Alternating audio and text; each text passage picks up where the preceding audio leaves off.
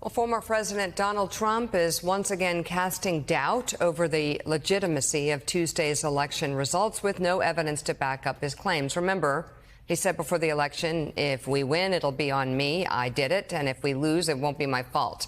Well, in a post on his social media site yesterday, Trump wrote that Clark County, Nevada, has a corrupt voting system and claimed that the vote counting in Arizona is taking so long because, quote, they want more time to cheat. Later on, Trump leaned into those baseless conspiracy theories even more, writing that very strange things were happening in Arizona and Nevada. Those claims were later shot down by Clark County officials who, in a statement, wrote in part, quote, we have heard his outrageous claims, but he is obviously still misinformed about the law and our election processes that ensure the integrity of elections in Clark County. And Willie, we knew all along, we were saying all along, that these would take some time to vote. There's a process there. It's a little different than other states, but there's nothing wrong with it.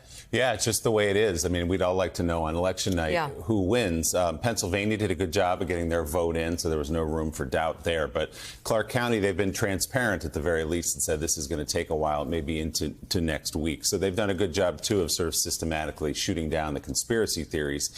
To go along with his unhinged rant yesterday about elections, Donald Trump also went on one against Florida's Republican Governor Ron DeSantis. In a rambling statement yesterday, Trump wrote in part, News Corp, which is Fox, the Wall Street Journal, and the no longer great New York Post, is all in for Governor Ron DeSanctimonious. Is the New York Post no longer great because they called him something like Humpty Dumpty? That's correct. And he was on the cover as Trumpty Dumpty? He calls DeSantis an average Republican governor with great public relations.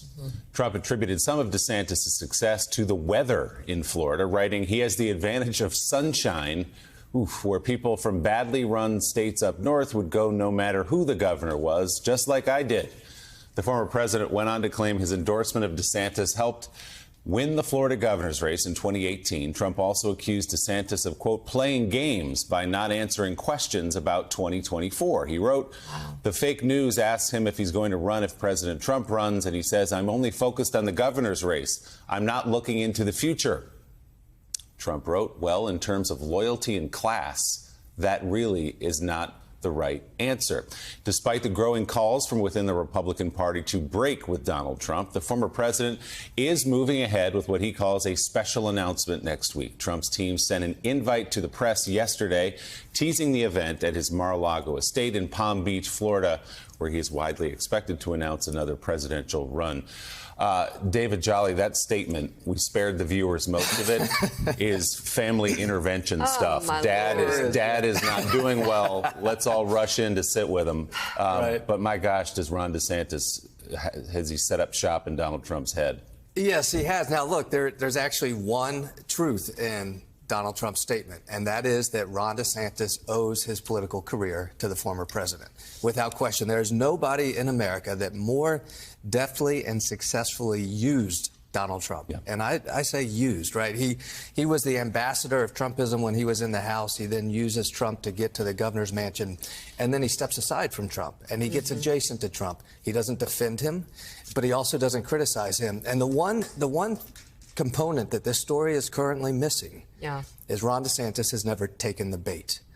I mean, I think a lot of people are waiting to hear what is the posture of Ron DeSantis in this moment. Does he just say nice things about the president and move on? Because right now, look, he's got the hot hand. He doesn't need to engage in the scrum.